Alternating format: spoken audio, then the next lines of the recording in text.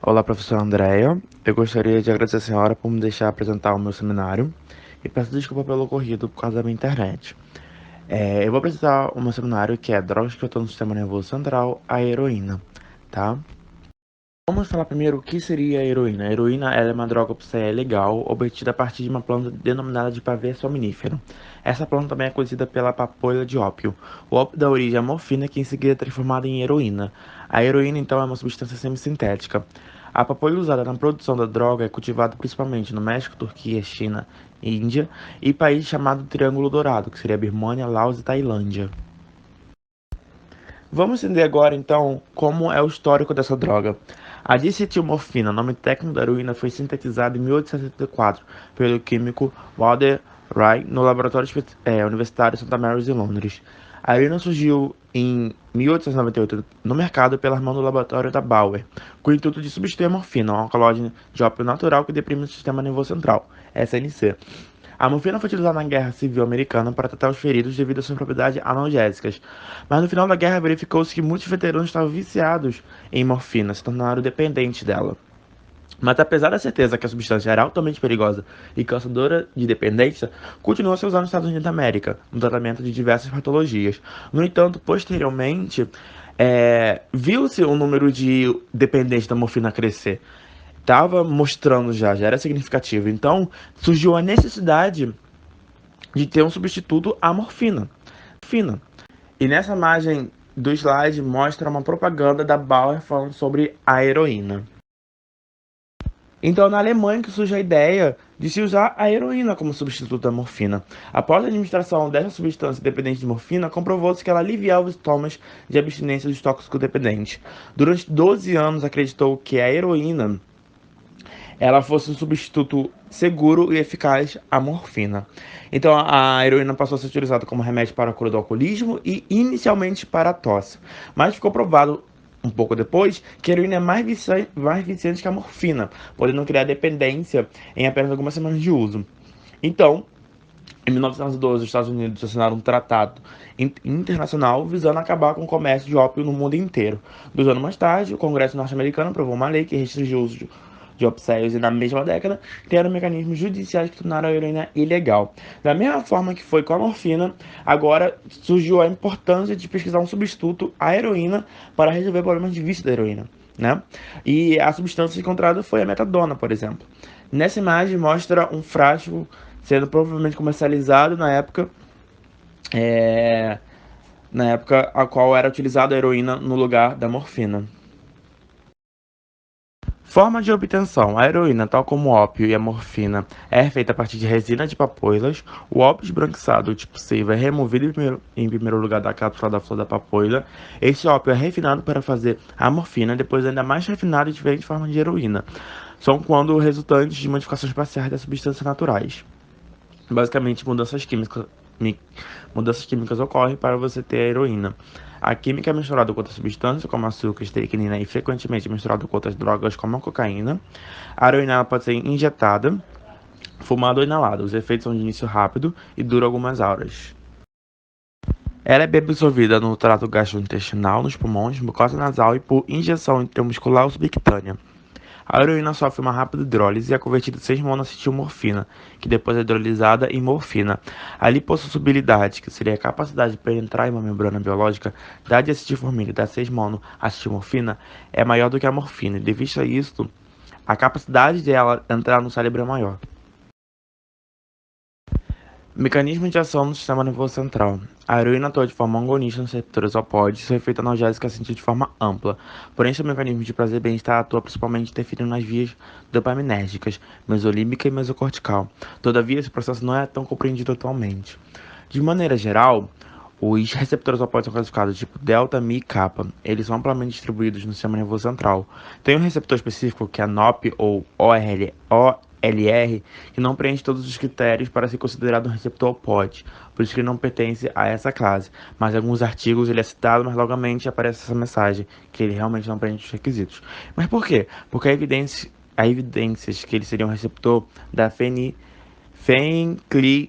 fenciclidina, que é um outro tipo de droga. Todos os receptores opóides são receptores acoplados à proteína G, portanto inibe a adenilato ciclase e ativa via MAP quinase. Além disso, ele abre canais de potássio, causando hiperpolarização dos neurônios e bloqueando parcialmente a transmissão de estímulos dolorosos. E inibe canais de cálcio, que reduz a liberação de neurotransmissores, ocorrem interminações pré-sinápticas e reduzem a ativação de receptores. Assim, o efeito final é a redução da excitabilidade neural, resultando em redução da neurotransmissão e de impulsos nociceptivos. Se eu posso falar quais são as características dos receptores, eu posso falar que MIPS seria analgesia supraespinhal, depressão ventilatória, euforia e dependência de miose. A delta seria analgesia, depressão ventilatória. E a kappa seria analgesia espinhal, depressão ventilatória, sedação e miose. Os opóides atuam a nível celular, ligando-se aos receptores opóides presentes em todo o sistema nervoso central, especialmente no núcleo do trato solitário, área cinzenta periaquedutal, córtex cerebral, tálamo e substâncias gelatinosas da medula espinhal. Eles também são encontrados em terminações nervosas aferentes periféricas e também em outros órgãos. Nessa imagem, foi utilizado um corpo que gera um sinal de fluorescência para perceber quando o receptor opóide é ativado. Então, na imagem 1, nenhum receptor opóide foi ativado. E na imagem 2, o receptor opóide foi ativado pela inserção de morfina. Então, a morfina fez com que os receptores opóides fossem ativados e esse sinal no corpo identificou, mostrando aqui o sinal de fluorescência. E quais são os efeitos desejados da heroína? Sensação de euforia, bem-estar, relaxamento, fuga à realidade, alívio da dor, da ansiedade, sensação de calma e tranquilidade. Já os efeitos colaterais são náuseas e vômitos, que são ativados, ocorre a ativação de receptores opóides localizados na zona quimiorreceptora, depressão respiratória, mediada pelos receptores Mi localizados no centro respiratório do tronco cerebral, a diminuição da pressão arterial e da pulsação, paralisia respiratória ou mesmo paragem cardíaca. De como você vai ter essa heroína no seu corpo, ela pode trazer riscos específicos, como por exemplo, injetado, inflamação nas veias, infecção, no caso de partilhar seringa, riscos de overdose em consumidores que usam a droga pontualmente, ou toxicodependência após o período de desmame. Se for a mesma seringa, ela pode trazer problemas como AIDS, hepatite e até pneumonias. Aspiradas, lesões na mucosa nasais e doenças infecciosas caso a pessoa partilhe do mesmo material de inalação. E fumada, lesões nos brônquios e pulmões. Dependência e tolerância. A base da maioria dos vícios é praticamente a mesma, sendo resultado da ativação do sistema de recompensa do nosso cérebro, tudo isso graças à liberação de dopamina. Essa é produzida e liberada pelos neurônios através das vias dopaminérgicas. Existem 8 vias dopaminérgicas no nosso cérebro, mas que estão ligadas à heroína principalmente são as vias mesolímbica e mesocortical, como já citei. O sistema mesolímbico está relacionado ao mecanismo de condicionamento ao uso de substâncias, bem como a fissura, a memória e as emoções ligadas ao uso. É reconhecido como uma via relacionada com o comportamento normal de recompensa. As alterações que ocorrem no sistema mesocortical em decorrência do consumo de substâncias psicoativas estão relacionadas com a compulsão e a perda de controle para o consumo das drogas. O risco no uso de substâncias, o risco no uso dessas substâncias está quando o usuário se encontra na fase de tolerância. Por quê? Porque pode ocorrer uma overdose caso a dose efetiva esteja muito próxima da dose tóxica, havendo risco de depressão cardiorrespiratória. Em relação à dependência e tolerância, elas estão relacionadas ao receptor Mi. Como sair do vício? A interrupção da heroína pode causar efeitos drásticos de abstinência, como diarreias, náuseas, vômitos, câimbras, dor muscular, óssea e etc. Tá bem? A base do tratamento da heroína é através da utilização de drogas substitutas, como por exemplo a metadona e naloxona, que atuam no cérebro alterando o sistema de recompensa e prazer e também bloqueiam os efeitos da heroína e de qualquer outro opioide, impedindo sua conexão a receptores opioides, respectivamente. O uso de metadona, ela tem que ser controlado, porque ela pode causar dependência, tá? No Brasil, o custo desse derivado de ópio é muito caro, fazendo uma certa restrição àqueles que procuram um tratamento. Porém, na Europa e na América do Norte, milhões e milhões de pessoas utilizam esse método. Terapia como psicólogo ou psiquiatra ajuda muito o toxicodependente a afetar fortes sentimentos de ansiedade e diversos distúrbios emocionais. Grupo de autoajuda também é muito importante para falar sobre como foi a recuperação do próximo, como ele lidou com a situação, uma ajuda em si. Mudança de comportamentos. Mudança de comportamentos é você literalmente ter uma pessoa, amigos, familiares, ou ter infelizmente, uma boca de fumo próxima da sua casa, um ponto de venda, que utiliza a mesma droga, né? Que você está saindo. Então, mudança de comportamento é nada mais que você sair da vida dessas pessoas, é deixar de andar com essas pessoas que utilizam droga, que vendem droga, ou que fazem, como eu vou falar, consumo de diversos tipos de drogas, tá? Consumo de drogas em locais controlados. Isso aqui eu quero puxar para um outro assunto no próximo slide, tá? Mas é basicamente você usar drogas, como talvez meladona ou naloxona, tá? Mas usar literalmente drogas mesmo, tipo como maconha, tá? Para tentar controlar a abstinência, em locais controlados, receitados pelos médicos e tendo uma equipe por trás, tá? E eu quero falar aqui sobre o caso de Demi Lovato, tá? Não sei se a senhora conhece ou quem está vendo esse vídeo conhece. Demi Lovato, ela é uma cantora, escritora, compositora, ela faz de um tudo. Ela ficou mundialmente conhecida em 2007, quando ela entrou pro canal Disney Channel. Ela produziu filmes, teve sua própria série, teve álbuns tanto lá como fora da Disney. Porém, a Demi, ela sofria muito bullying na escola, por ela ser gordinha. Isso acabou acarretando que ela não gosta do próprio corpo. Até hoje ela não gosta muito do próprio corpo, ela tem problemas com isso. Ela tinha problemas também de mutilação e também de bipolaridade. Por que acontece? Em 2008, a Demi foi no aniversário de uma colega de trabalho, a Miley Cyrus, no qual, quando ela fez uma pose, como mostra na imagem, mostrou marcas de mutilação. Isso chamou a atenção dos fãs e um pouco da mídia em geral. E em 2010, que ela foi se internar numa clínica de reabilitação por conta própria, é, saindo do canal, foi resolver os problemas que eu já citei dela. Nesse álbum aqui, Unbroken, não sei se a senhora dá pra ver, ela fala um pouco sobre isso. E nesse documentário ela também fala também como foi esse período de reabilitação. Ela fala coisas bonitas, coisas que ela realmente passou. Porém, eu não vejo vantagem da senhora ver. Porque anos posterior desse documentário ela falou que ela mentiu, ela estava usando drogas nesse documentário. Então é uma coisa que não caiu muito bem. Mas o que acontece? Vamos lá. É... Demi, então, ela relatou que a primeira vez que ela usou droga foi no Disney Channel, ao lado de Joe Jonas e Miley Cyrus, que eram colegas de trabalho. E desde 2013, né, ela foi para reabilitação em 2010. Em 2013, até 2012 ela estava usando drogas. E em 2013 ela lançou um álbum, o Demi, que tá esse com a mão no rosto. E ela, desde aí, parou de usar drogas. Ela parou de usar drogas desde 2013 a 2017. Em 2017 mudou por quê? Porque ela mudou de equipe. E como a indústria fonográfica ela exige um corpo ideal, um corpo magro, e a DM tinha problemas de aceitação do corpo dela, a equipe fez duras críticas, fez duras, como eu vou dizer, duras atitudes para ela, para tentar emagrecer. Então, até no aniversário dela, ela não podia comer um bolo. Ela teve que comer um bolo de fruta. Porque a equipe dela não permitia que ela comesse nada, nada, nada. Ela era realmente muito controlada em questão de comer. Isso desencadeou muitos pensamentos ruins nela. E ela, infelizmente, voltou a usar drogas por ansiedade e por problemas derivados a isso. Tá bem?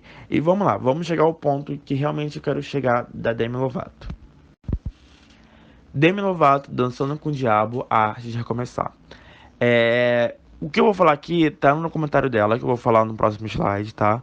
Mas eu vou adiantar o nome já do documentário dela, que tá disponível no YouTube. É Dance with Devil, aqui é só uma tradução livre, tá? Vamos lá. Em 2021, no seu documentário, Demi fala: eu experimentei coisas que nunca tinha tomado. Metafetamina junto com MDMA, que é êxtase, cocaína, maconha, oxidona, só isso já deveria ter me matado. Conta a cantora que passou a usar heroína e crack em 2018. No dia 21 de 2018, Demi lança uma música chamada Sober, na qual a letra dizia: eu não estou mais sóbria.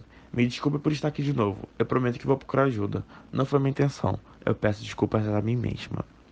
Um mês depois, Demi foi encontrada desacordada porque ela teve uma overdose. O problema da Demi Lovato é que ela sempre soube esconder dos amigos dela que ela não estava usando drogas. E nesse dia, até uma amiga dela estava na casa dela, só que a amiga dela teve que ir embora por causa da mãe. E ela, no mesmo instante, ligou para um traficante, o traficante foi lá, deu diversas drogas, foi uma mistura de drogas, mas ao que falam foi um problema com heroína com outras drogas, só teve mais heroína que outras drogas. Não sei, muitos veículos de imprensa falam que é outras coisas, outros falam que foi realmente problemas com heroína e outros falam que foi uma mistura, então é uma coisa incógnita, tá bem? E para completar a situação, o traficante ainda abusou dela sexualmente. Então foi uma situação bem ruim.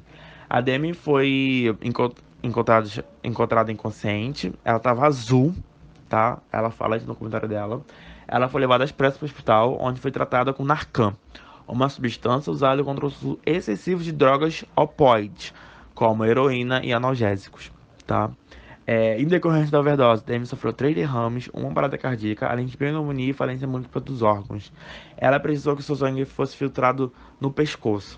E até hoje lida com sequelas no cérebro e problemas de visão, que impede ela de dirigir. Demi fala que hoje ela consegue ler um livro sem precisar de uma ajuda, mas quando ela acordou no hospital, ela não estava enxergando nem a irmã do lado dela, tá bem? Nessa primeira foto, a número 1, mostra a Demi no primeiro dia que ela usou crack. Na foto número 2, foi um dia antes da overdose, na qual ela esquece a letra de sober.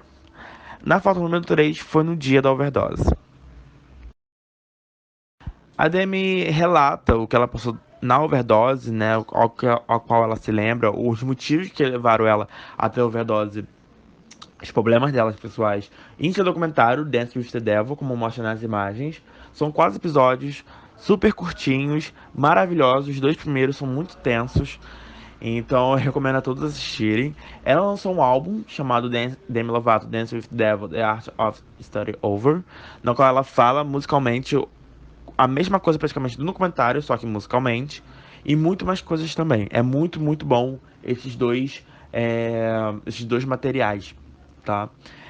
Demi hoje em dia, ela se encontra bem, ela tem uma equipe médica, tem uma equipe que realmente dá suporte a ela, porém ela confessou que ela teve uma recaída já, mas isso já foi há algum tempo. Depois disso, ela teve uma equipe realmente por trás dela.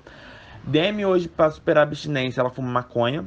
Então o método dela para sair do vício foi utilizar droga controlada, que seria a maconha. E isso tá, como eu já falei, tem uma equipe médica por trás, foi receitada por um médico específico e ela faz uso disso. Então é isso. Eu termino aqui o meu seminário, tá? Muito obrigado, professora, de novo, por me proporcionar apresentar o seminário pelo YouTube. Aqui estão as referências. Eu agradeço seriamente a senhora. Muito obrigado.